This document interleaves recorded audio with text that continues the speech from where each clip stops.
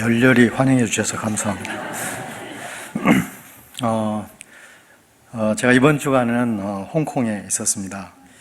홍콩에 가면 홍콩 선교교회라고 있는데, 제가 작년에는 전교인 부흥집회를 했었고, 올해는 부흥집회가 아니고 선교사 수련회를 그 교회에서 했습니다. 제가 몇 번 갔는데 참 많이 놀래고 있어요.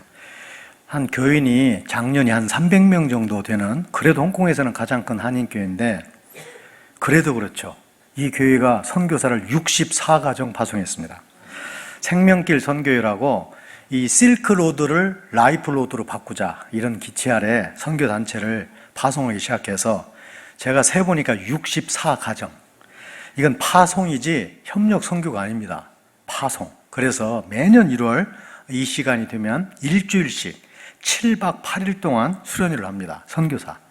그래서 강사가 한 명이 아니고 여러 명이 와가지고 저녁 집회만 맞는 사람이 있고 낮 집회를 맞는 사람이 있고 여러 맞는 사람들이 있는데, 저는 밤에는 서지 못하고 낮에만 8번 강의를 90분짜리 했습니다.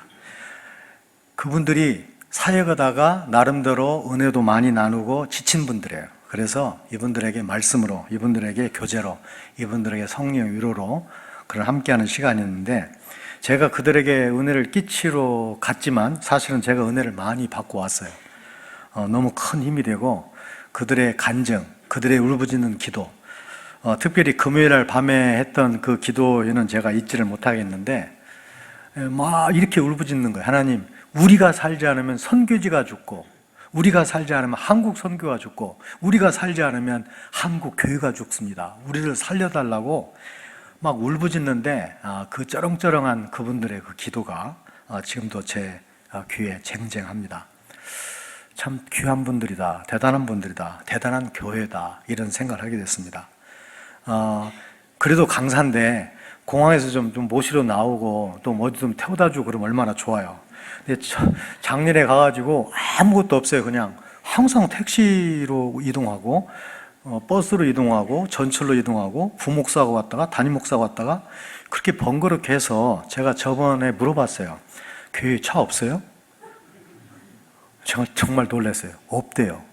그러면 교회 차 없고 담임 목사 차 없나요? 없대요.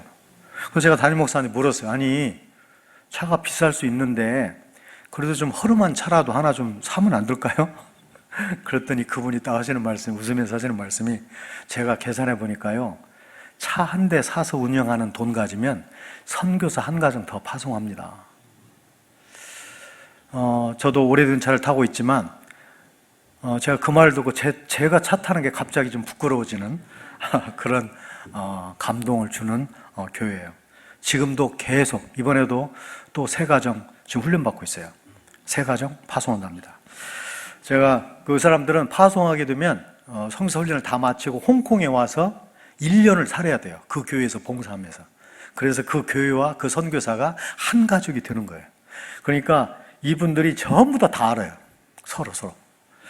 그게 참 인상적이었고, 또 사모님이나 또 다른 부목사님 사모님들이 1년 동안에 뭘 준비했냐면 1년 후에 올 선교사님들에게 작은 선물을 준비하는 거예요. 금년에는 뭘 준비했냐면 뜨개질을 해가지고 목에 딱 끼는 거예요. 조그마한 목수건이죠. 그러니까. 그리고 거기다가 반짝반짝하는 보석이 박혀있는 그거 하나 딱 해주는 거예요. 저도 제 첫 거 하나 받아왔는데 그걸 사모님이 1년 내내 뜨시는 거예요. 선교사 이름을 부르면서, 가족을 불러가면서 사모님용으로. 그러니까 64개를 떼어두는 거죠. 작년에는 비누를 만들어가지고 그 비누에다 이름을 다 새겼어요. 기도하면서 선교사님, 남편, 아내, 아이들 이름. 물론 그 이름 바깥에 있는 건 남지만 비누에 새긴 건 곧 지워지겠죠. 그러나 1년 동안 비누를 만드는 사람이나 그 비누를 가지고 가서 쓰는 사람이나 서로를 기억하고 사역을 기억하고 기도하고. 정말 감동이었어요. 아니 요즘에 선교가 힘들다, 어렵다, 파송이 어렵다, 후원이 힘들다, 선교가 헌금이 안 나온다, 교회가 별말을 다 듣고 있는데 그 교회가 어찌 어렵지 않겠어요. 그런데 그 어렵다는 생각과 힘든 것보다는 정말 감동이었어요. 역시 한국교회는 아직도 소망이 있구나. 하나님이 아직도 버리지 않으셨구나, 이런 생각이 드는 감격스러운 한 주간이었습니다. 여러분도 여러분 나름대로 사역이 있으시고 또 여러분 나름대로 또 사역을 하시겠지만 선교에 대해서, 특별히 복음을 전하는 사람들에 대해서, 그리고 고생하는 사람들, 또 여러 가지 모양으로 한국에서 사역하는 사람들, 그런 사람들에 대해서 계속 관심과 또 후원과 기도를 아끼지 않았으면 좋겠다는 생각이 들었습니다. 제가 예고한 대로 오늘 이제 삼손에 대해서 공부할 텐데, 삼손을 3번에 나누어서 공부하기로 했죠. 첫 번째는 출생, 오늘 사역, 다음 시간에 죽음, 이렇게 3군데로 나눴을 건데, 저는 이 삼손의 사역에 대해서 삼손이 사역이 여러 가지를 했습니다. 다 얘기는 하지 않고, 첫 번째 사건이요, 삼손 사역의 시작이라고 말할 수 있는 14장, 그의 특별히 결혼과 관련된 사건을 다루므로 그가 도대체 어떤 태도로 주님의 사역을 감당했고 무엇이 잘못됐기 때문에 주님 앞에 쓰임을 받으면서도 영적으로 실패할 수밖에 없었는지, 그런 근본적인 원인들을 찾는 시간을 갖기를 원합니다. 오늘 13장에 보시면 13장이 전체 내용이 사실 굉장히 많은 기대감을 갖게 만들죠. 더군다나 13장 25절 이렇게 끝납니다. 하나님의 신이 그를 움직이기 시작했다는 것이에요.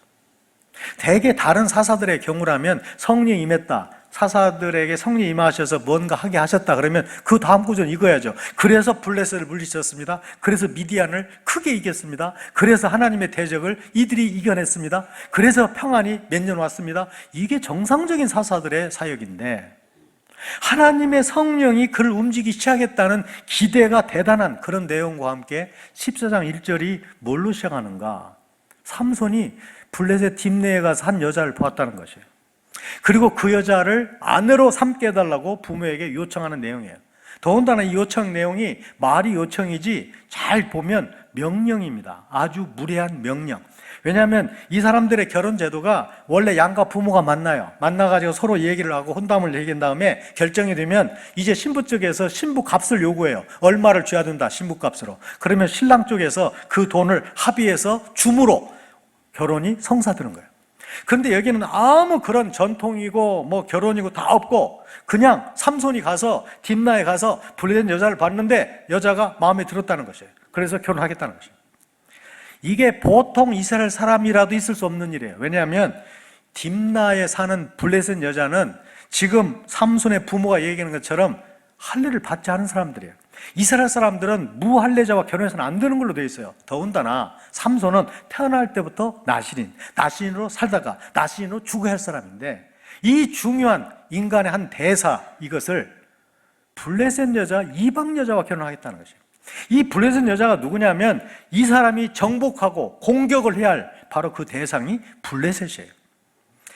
여기 보면 성경에 보시면 이 3번이나 1절, 2절, 3절에 나와 있는 내용이 뭐냐면 본다라는 단어입니다. 본다. 이 본다라는 단어가 1절에 보고, 2절에 보았사오니, 3절에 내가 좋아하오니 그랬는데, 우리 성경에 좋아한다고 말한 이것이 사실 히브리 말로는 내 눈에 보기에 좋으니, 그게 직역이에요. 그렇게 표현을 해요, 히브리 말로. 그러니까 눈이나 보는 것에 관련된 게 1절, 2절, 3절에 다 나오는 것이죠. 지금 이 사람의 이 삶의 원칙, 사역의 원칙이 뭐냐면 눈에 보기에 좋은 대로, 그러니까 믿음이나 사명이나 하나님의 명령에 근거를 둔 게 아니라 내가 보니까 좋다는 것이에요. 그러니까 지금 이 사람이 부모한테 와가지고 내가 한 여자를 보았는데 내 마음에 듭니다, 내가 그 여자를 좋아합니다, 그 여자를 데려다가 내 아내로 삼게 해주세요, 이 요구가 내가 보니까 좋은데 다른 거 묻지 말고 다른 거 따지지 말고 그냥 아내로 주면 된다는 것이에요. 더군다나 여기에 여자라는 말을 쓰고 있는데, 원래 이 삼손이 총각에 쓸 것이기 때문에 보통 결혼 얘기하면 여자로서 베툴라라는 단어를 써야 됩니다. 처녀. 그래서 성경 여기저기에 혼인 문제만 나오면 그 여자 상대는 여자가 아니고 대개 베툴라예요. 왜냐하면 이 사람이 총각이니까 처녀를 만나는 게 당연한 거죠. 그런데 여기에 나와 있는 단어를 전부 다 베툴라 한 번도 쓰지 않고 모두 이슈아라는 단어를 쓰고 있어요. 1절, 2절, 3절 마찬가지입니다. 이슈아라는 말이 뭐냐면 물론 아내도 되고 과부도 되고 창녀도 되고 어떤 여자도 다 되는 거예요. 신전에서 봉사하는 여자도 되고 다 되는 여자가 바로 이슈아예요. 이 지금 기록자가 의도적으로, 어쩌면 의도적으로 지금 처녀가 아닐 수 있다는 가능성을 보이고 있는 것이에요. 그 요건이 뭐냐? 누구에도 상관없다는 거예요. 내 눈에 보기 좋으면 된다는 것이에요. 오늘 우리는 이 삼손의 이야기를 다루면서 뭘 우리가 신경을 써야 되냐면, 사역과 주님 앞에 쓰임받는 문제, 사역과 성숙은 별개일 수 있다. 이걸 한번 생각해 보셔야 될 것 같습니다. 하나님 앞에 쓰임받는다는 것이, 그것이 곧 하나님께서 그 사람의 신앙을 인정하고 그 사람이 성공적으로 영적인 삶을 살고 있다는 반증이 아닐 수 있다는 것이에요. 쓰임받음과 성숙은 별개일 수 있다는 것이에요. 제가 우리 가족이 햇수로 17년 동안 인도네시아에 살았는데, 안식년을 포함해서 우리가 90년에 나갔죠. 그래서 2006년 말에 우리 가족이 돌아왔는데, 사실 첫 번째 2년 차 때 제 가족에, 또 저의 사역에 큰 위기가 한 번 있었습니다. 한 달 안에 굉장히 굵직굵직한 일이 3가지가 연거푸 일어나면서 제가 너무 힘들었고, 급기야는 선교사를 그만두는 게 좋을 것 같다라는 생각까지 하게 되었던 것이 있었습니다. 사실 1년 반 동안 정신없이 사역을 했죠. 우리 부족말을 바깥에서 배울 수가 없습니다. 부족에 관한 자료나 부족말에 관한 논문이나 어떤 자료가 바깥에 있다면요, 그 부족은 성경 번역이 필요 없는 부족일 가능성이 높아요. 그러니까 이런 부족들, 소수 부족이고 말이 바깥에 안 알려져 있어요. 그러니까 그 말을 하는 사람이 지금도 외부 사람으로서는 우리 가족밖에 없어요. 꾸에르바 사람하고 우리 가족. 어떤 사람도 이 말을 배우지 않고 배울 필요도 없죠. 그러던 시절에 이제 말을 배우는데 가장 어려운 건 뭐였냐면, 저는 그래도 공용어를 배우고 들어갔는데, 인도네시아어를, 우리 부족 사람 중에 한 사람도 인도네시아를 못 온다는 거예요. 물론 제가 인도네시아 도움받으려고 인도네시아 말을 배운 거 아니에요. 인도네시아 선교사니까 인도네시아 말을 배워야 되고, 모든 서류와 모든 공적인 일은 인도네시아 말로 해야 되기 때문에 인도네시아 말을 배운 것이지, 그렇지만 그래도 은근히 좀 기대하던 게 인도네시아 말을 조금만도 하는 사람이 있었으면 좋겠다는 기대를 가지고 왔는데 한 사람도 없어요. 그러니까 손짓 발짓해서 배워야 되죠. 그렇다고 이 사람들이 언어에 대한 감각이 없는 사람 아니에요. 이 사람들의 대부분이 서너 개 언어 합니다. 자기 옆부족말 해요. 그 옆부족말도 해요. 큰 부족말도 해요. 그래서 10대 이상이면요, 서너 개 언어를 그냥 해요. 우리가 한국이 독특한 나라인 거죠. 그냥 자기 말처럼 해요, 옆부족말을. 그런데 그 사람들이 한 사람도 인도네시아 공용어를 몰라요. 알 필요가 없죠. 인도네시아와 섞어 사는 사람들이 아니기 때문에, 정글에서 자기만 살기 때문에. 그러니까 저는 답답할 수밖에 해요. 인도네시아 말 써도 못 알아먹고, 한국말 써도 못 알아보고, 영어는 더 모르고. 그러니 제가 여러 말을 알아봐야 무슨 소용이 있어요? 하나도 모르는데, 저 말을. 저 사람들이 여러 말하면 무슨 소용이 있어요? 제 말을 하나도 모르는데.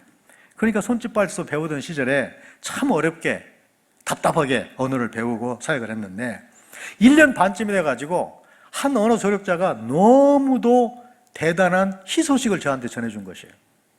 내가 당신을 일하는 걸 보니까 당신이 이렇게 어렵게 말 배우지 말고 쉬운 방법을 택할 수가 있다는 것이에요. 제가 귀가 번쩍 열려가지고, 어떻게 하면 너희 말을 쉽게 배울 수 있냐 그랬더니, 6년 전쯤에 우리 마을에 살던 한 아이가 굉장히 공부를 열심히 하는 아이인데, 스스로 도시에 가서 혼자 살아보겠다고 간 애가 있다는 것이에요. 그 아이가 지금 살아있다면, 그 아이가 지금 고등학교 1학년쯤 될지 모르겠는데 살아있다면 그 애를 찾아내라고. 만약에 6년 동안 인도네시아 말을 했다면 얼마나 인도네시아 말을 잘하겠냐고. 그리고 걔는 우리 마을에서 태어나서 우리 말을 잘하니까 우리 부족말은 또 얼마나 잘하겠냐고. 걔를 찾아보라는 것이에요. 저는 그런 생각을 한 번도 못했어요. 그런 아이가 있다는 생각도 못했고. 그렇냐? 그럼 내가 찾아보겠다. 그래서 제가 이제 정글 생활을 마치고 소도시에 나오자마자, 해안도시에 나오자마자 그 아이를 찾아 나섰어요. 그렇게 뭐 열심히 찾지도 않았는데 일주일 만에 찾았어요. 왜냐하면 정글에서 나온 아이가 도시에서 어떤 집에서 일하면서 공부하는 아이는 정말 가뭄에 콩나듯이 있기 때문에 몇 명 다리 건너니까 바로 나와요. 이름이 이스마일이에요. 제가 그래서 그 아이를 만나자마자 이스마일이 마음에 안 들어가지고, 우리가 뭐 이스마일을 미워할 필요는 없지만 마음에 안 들어가지고 물었어요. 야, 너는 왜 이삭이 아니고 이스마일이냐? 그랬더니 자기 아버지가 해안에 갔다가 이 회교도를 만난 것이에요. 그래서 회복도는 굉장히 이스마엘을 중시합니다. 이삭보다도. 그러니까 거기서 이스마엘을 이름을 들은 풍어를 가지고 자기 자식의 이름을 붙여준 거예요. 근데 아버지가 돌아가시고 어머니가 돌아가셔가지고 고아가 된 애가 독립심이 많아가지고 지 혼자 해안도시를 나간 겁니다. 그래서 이 아이가 어떤 인도네시아 집에 들어가서 머슴처럼 사는 것이에요. 그래서 오전에 학교 가서 공부해요. 오후에는 그 집이 닭을 잡아 시장에 파는 집인데 닭 목을 치고 내장을 빼내고 그래서 파는 일을 해서 먹고 살고 등록금도 그 집에서 받는 거예요. 그렇게 사는 아이였어요. 그래서 제가 주인하고 상담을 해가지고 우리 나누자, 후원을 나누고 시간도 나눠 쓰자. 닭 잡는 시간, 나와 언어 공부하는 시간 좀 나누자. 그래가지고 얘기가 잘 돼가지고 6개월 동안 그 아이와 사역을 했는데 처음 3개월 만에 1년 반 동안 그렇게 고심하고 제가 머리를 싸매고 공부했던 모든 내용들을 정확히 다 점검했어요. 얘는요, 인도네시아 말을 잘하잖아요. 제가 인도네시아 말 물어요. 야, 인도네시아 말 이렇게 하지. 그러면 부족말로 뭐라고 하니? 그럼 바로 답이 나와요. 답을 적으면 되는 거예요. 아, 내 문장이 엉터리구나. 이런 때는 어떤 단어를 쓰니? 어떤 표현을 쓰니? 인도네시아 말로 물어봐요. 꾀로 말로 답해요. 얼마나 쉽겠어요. 재밌고.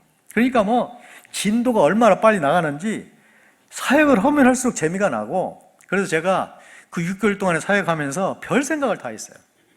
이 아이를 일단 고등학교를 졸업을 시키자. 그 다음에 대학에 넣는다.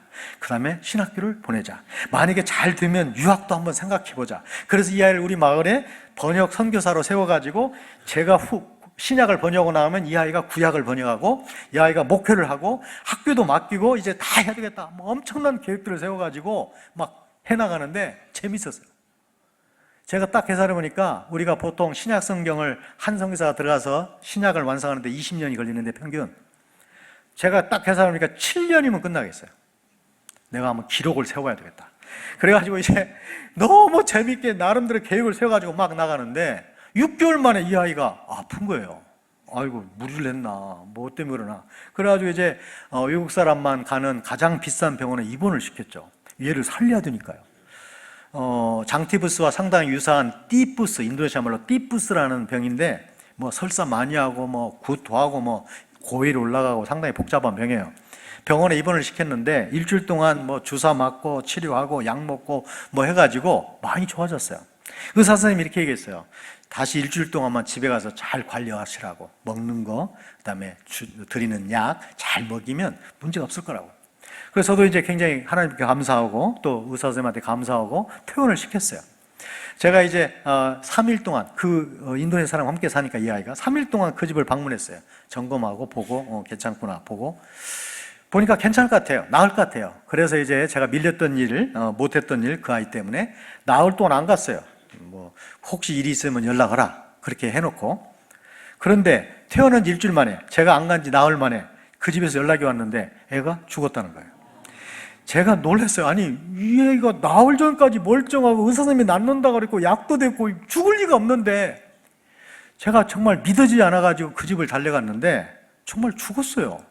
이 아이는 이리안자에는 얼굴이 우리 동양계가 아닙니다. 아시안이 아니에요. 이 사람들은 남태평양 사람이기 때문에 완전 흑인이에요. 그리고 머리도 완전 곱슬이고 아프리카 인종에 가까워요 오히려. 그런데 이 사람들은 죽으면 문화적으로 백인을 좋아서 그런 건지 아니면 무슨 영적인 뭐가 있는지 대부분 집에 가면 그러더라고요. 얼굴에다 하얀 푼을 발라놔요. 하얀 푼. 그리고 관을 닫지를 않아요. 관을 머리까지 열어놔요. 누구나 와서 시신을 볼 수 있도록. 딱 보니까 맞아요, 이스마엘. 뭐 걔가 뭐 따내겠어요. 제가 이해가 안 가서 동네 그 아이들 친구들한테 물어봤어요. 얘가 왜 죽었냐 도대체. 그랬더니 이 친구들 하는 얘기가 우리는 걔가 죽을 줄 알고 있었어요. 뭔 소리냐? 이 아이가 좀 이상하대요, 신앙이. 하나님을 믿는다고 그러는데 얘는 조금 이상했대요. 그런데 얘가 아픈 다음에 계속 친구들한테 뭐라고 말하냐면 하나님이 나를 부른다라고 계속 얘기했대요. 약먹어야 소용없다. 병원 가야 소용없다. 나는 빨리 하나님께 가야 된다. 이 말만 계속 반복했다는 거예요. 얘가 죽은 다음에 보니까 밥을 한 끼도 안 먹었다는 것과 모든 약을 이 매트리스 밑에다가 남겨놨다는 걸 알게 됐어요. 얘는 죽으려고 작정했던 거예요. 정말 얘가 왜 그랬을까? 이런 생각이 들면서 한편으로 하나님이 원망스럽기 시작했어요. 하나님, 제가 번역을 좀 빨리 하면 하나님 무슨 손해가 됩니까? 아니, 내가 좀 번역 좀 빨리 해서 일 좀 사용하겠다는데 왜 그러십니까? 이 아이를 데려가면 내 꿈을 가져가는 거 마찬가지인데 왜 그러십니까? 이런 원망의 마음이 자꾸 막 일어나는 것이에요. 일종의 자기 의협심이죠. 내가 이렇게 열심히 일하는데 하나님 안 도와준다는 그런 의협심 때문에 그랬겠죠. 일주일 동안 계속 그런 불평과 불만이 쌓여서 약해졌는지 어쨌는지 제가 그때 처음으로 그 아이가 죽은 일주일 만에 말라리아에 걸렸어요. 여러분이 말라리아를 좀 들으셨겠습니다만 말라리아가 한 종류만 있는 게 아닙니다. 지금 말라리아가 4종류가 있어요. 말라리아 4종류가 다 있는 지역은 인도네시아 이리안자에만 유일합니다. 그래서 말라리아 연구하기 위한 학자들이 이리안자에 많이 와 있어요. 지금도 와 있어요. 말라리아를 연구하려고. 이 말라리아는 면역이 안 생깁니다. 모기가 옮기고. 그리고 완전히 독한 약으로 이 충을 다 박멸하지 않으면 간에 기생을 했다가 몸이 약해지면 또 나와요. 또 나와요. 그러니까 일주일에 말라리아 2번 계속 걸릴 수도 있고 한 달에 여러 번 걸릴 수 있어요. 모기를 물려야만 걸리는 게 아니에요. 한 번 걸리고 나면. 이 복잡한 건데 이 첫 번째 말라리아는 걸리면 다 죽어요. 48시간 안에.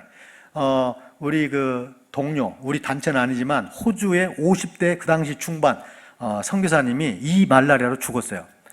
이건 뭐 약도 없어요. 그냥 충이 들어가면 혈관 타고 뇌로 올라간다는데 그럼 죽는 거예요. 애가 셋 있었는데 이 아내와 애 셋이 울면서 호주로 돌아갔던 것을 지금도 제가 기억합니다. 그 다음에 마지막 이 약한 건 비바이펙스와 떠르시아나는 한번 견딜만 해요. 한 일주일 열흘 고생하면 심한 몸살이라고 생각하면 돼요. 할만해요. 이게 적혈구를 파괴시키기 때문에 엄청난 두통과 열이 올라갔다 내려갔다 하는데 사실 처음에 걸릴 때 힘들어서 그렇지 몇 번 걸려보면 별거 아니에요. 그런데 이 말라리아가 얼마나 무섭냐? 우리 부족 사람들의 사망 원인 1위가 이 말라리아예요. 약을 먹지 않으면 많이 죽어요. 약 먹으면 많이 살아요. 그런데 제가 가장 죽는 거 말고 그 다음 트로피카라는 말라리아에 걸린 거예요. 트로피카는 플러스 1, 2, 3로 나눠놨어요. 1은 약한 거, 3는 강한 거예요. 제가 2에 걸렸어요.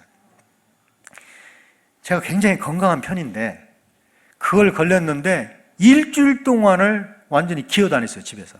보통 사람들이 열흘 이상을 2주 동안을 기어다니듯이 변다고 그래요. 그리고 저는 일주일만 일어났어요. 근데 정말 뭐 완전 그냥 중배에나 걸린 것처럼 골골골 하고 다니는 일주일 만에 그런 상황이었어요. 그러면서 더 하나님에 대한 화가 더 났어요. 이제 몸이 괴로우니까 기도도 안 되고 힘들고 화는 나고 왜 하나님이 이렇게 안 도와주냐는 생각이 들고 뭐 더 막 그런 거죠. 그러던 차에 이 말라리아 걸려가지고 일주일 돼가지고 조금 기동을 하고 있는데 갑자기 우리 사무실 연락이 온 거예요. 전화로. 센터에는 전화가 있으니까요. 그래서 전화가 왔는데 뭐라고 하냐면 당신 빨리 사무실로 나오라는 거예요. 왜 그러냐 그랬더니 당신의 마을에서 지금 비행기 조종사가 무전을 보냈는데 당신과 대화를 하고 싶다는 거예요. 뭐 굉장히 급한 일 같다 그런 거예요. 사실 제가 우리 마을에 소금을 갖다 주라고 그 조종사를 제가 다 페이해서 보낸 거예요. 그런데 이 마을에 급한 일이 생겼다는 거예요. 그래서 제가 좀 힘들지만 또 센터까지 갔어요. 이 센터에 가가지고 무전기를 들고 이제 그 사람은 비행기에 있는 무전기로 저는 센터에 있는 무전기로 통화를 하는데 지금 여기 야펫이라는 형제가 많이 아프다는 거예요. 남자인데 배가 남산만하대요. 복수가 차가지고 오래 못 살 것 같대. 빨리 치료해야 될 것 같아요. 어떻게 하면 좋겠냐. 그 사람이 저한테 묻는 건 당연해요. 왜냐하면 그 마을은 제가 책임지고 있는 마을일 뿐만 아니라 또 하나는 제가 허락을 한다는 소리는 제가 모든 걸 책임진다는 소리예요. 오고 가고 비행기값, 치료비, 모든 비를 제가 부담합니다. 그 뜻이에요. 그러니까 조종사가 저한테 물어야죠. 뭐 우리 단체 조종사지만. 그래서 제가 데리고 와라고 했어요. 그래가지고 이제 비행기를 타고 이 형제가 나왔고, 뭐 들것에 뉘어가지고 나왔죠. 앉지도 못하니까. 그래가지고 얘를 또 차를 해가지고 청년인데, 마을 청년인데, 마을에 이제 차 빌려가지고 도립병원, 수술할 수 있는 병원이 그 병원이니까 그 병원에 이제 입원 수속을 했죠. 제가 몸이 극도로 안 좋은데 정말 인내로, 군대 용어로 악으로 깡으로 그냥 버티고 다니는 거예요. 힘든데. 누구한테 부탁할 수 없죠. 왜냐하면 이 부족원의 말을 아는 사람이 우리 가족밖에 없어요. 누구한테 부탁을 하겠어요. 인도네시아 말도 모르죠. 우리 부족말밖에 못하죠. 이 형제의 말은 제가 통역을 해줘야 되잖아요. 그래가지고 이제 데리고 병원에 입원했는데 입원 수속을 마친 지 1시간 만에 숨을 거뒀어요. 이 세 가지를 한 달에 딱 겪고 나 보니까 제가 이 병원에서 돌아오는데 막 화가 치미는 거예요. 하나님 해대도 너무 하시네요. 이런 식으로 이렇게 비협조적이면 저도 곤란합니다. 막 이런 생각이 들고, 아니 도대체 내가 돈 벌러 왔나요? 내가 놀러 왔나요? 관광을 왔나요? 내가 도대체 뭐로 왔는데, 그래도 주님의 사역으로 왔는데 이런 식으로 계속 비협조적이면 내가 어떻게 사역을 하는 겁니까? 막 이런 생각이 드는 거예요. 제가 집에 와가지고 그 다음 또 화가 나는데, 하나님에 대한 화가 나는데, 이거 안 되겠다. 나도 모르겠다. 앞으로 나는 이제 아무것도 하지 말아야 되겠다. 이런 생각이 드는 거예요.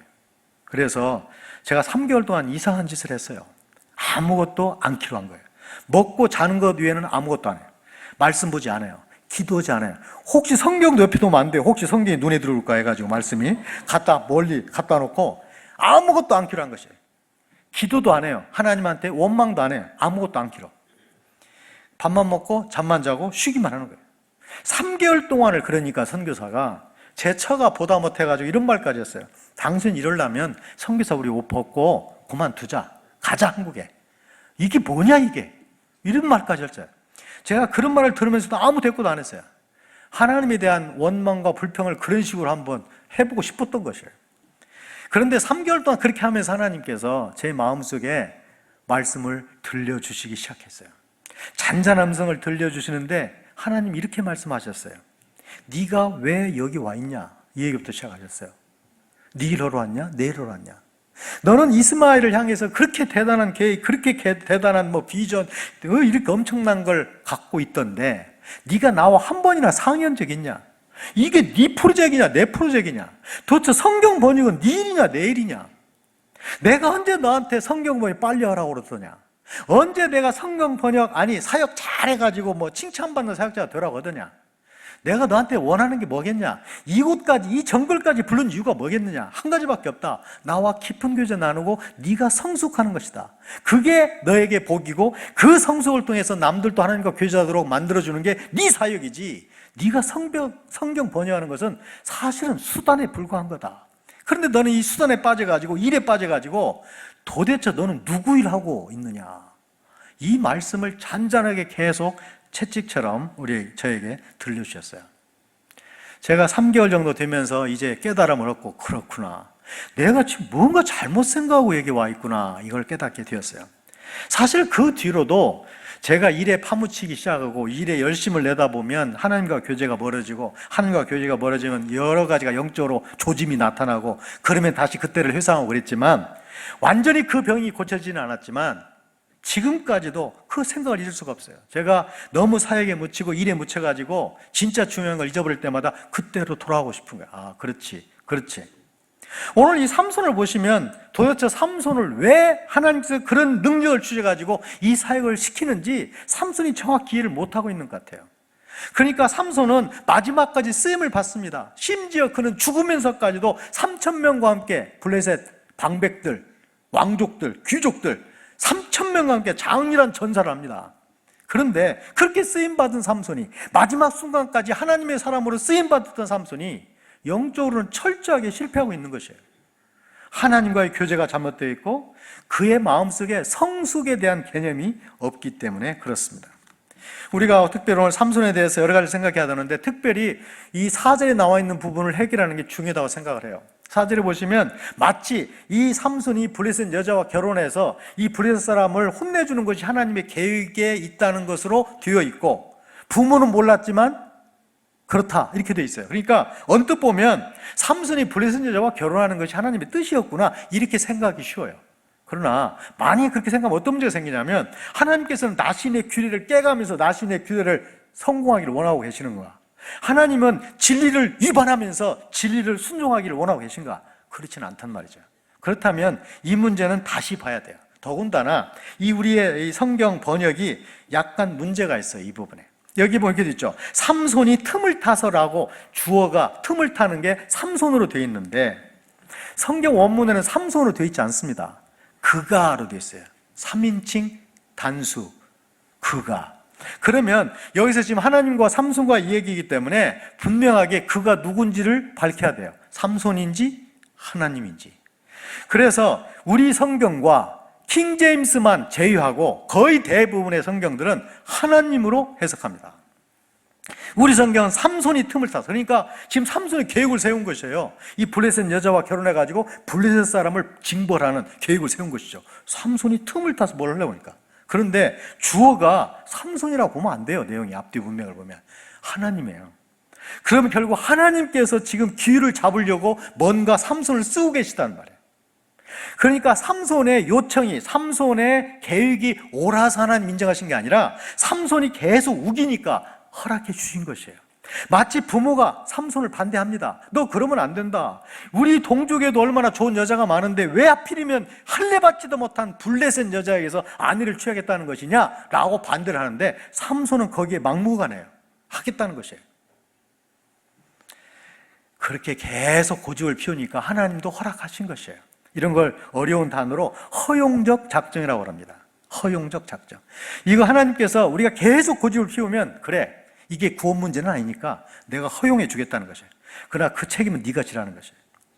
삼손이 틈을 타서 블레셋을 치르는 계획이 아니고 하나님께서 삼손의 불순한 태도와 잘못된 행동에 대해서도 하나님의 뜻을 성취하겠다는 말씀이 바로 이 내용이라는 것입니다.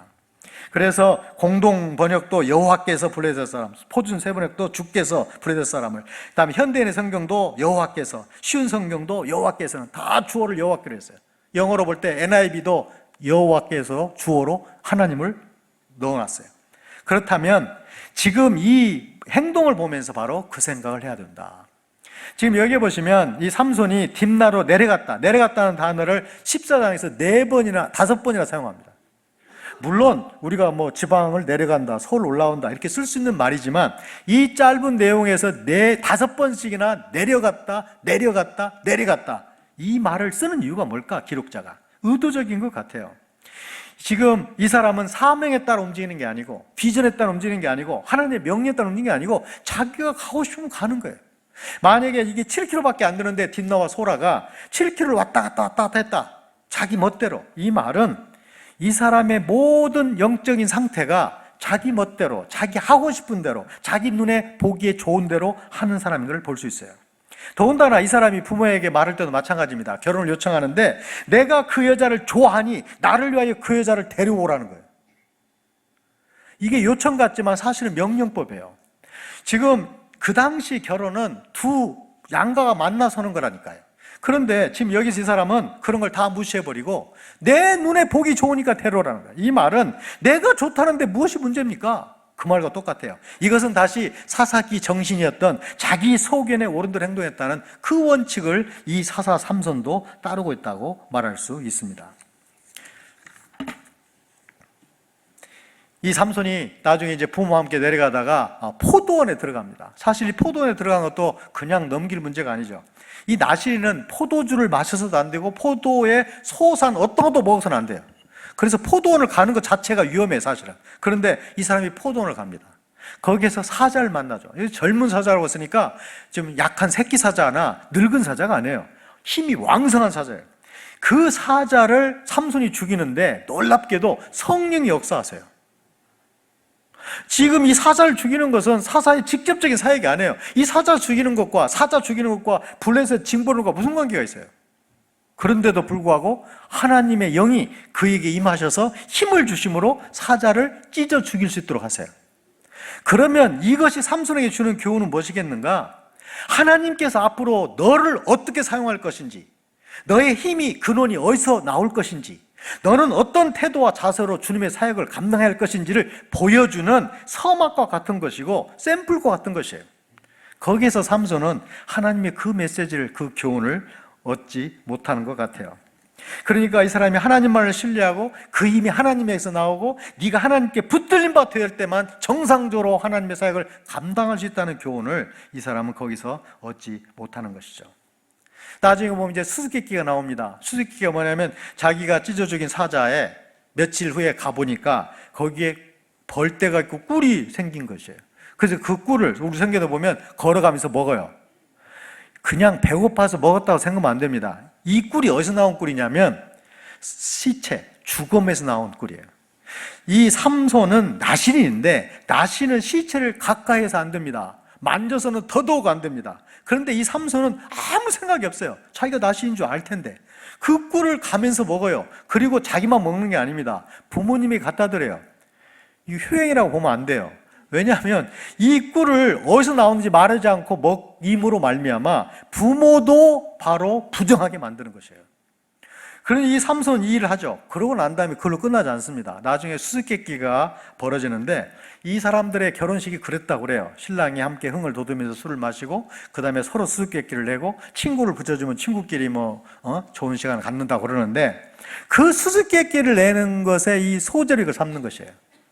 이걸 단순히 볼 문제가 아닙니다. 나시린으로서 나시린의 규례를 어긴 그 상황, 그 사건을 지금 수수께끼로 즐기는 도구로 쓰고 있는 것이에요.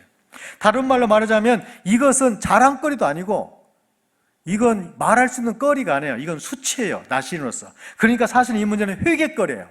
그 문제는 부끄러운 줄 알아야 될 문제인데 이 삼손은 그 문제 가지고 수수께끼를 내죠. 먹는 자에게서 먹는 것이 나오고 강한 자에게서 단 것이 나왔다. 먹는 자, 사자에게서 먹는 거, 꿀이 나왔고 강한 자, 사자에게서 단 거, 꿀이 나왔다. 이 내용이에요.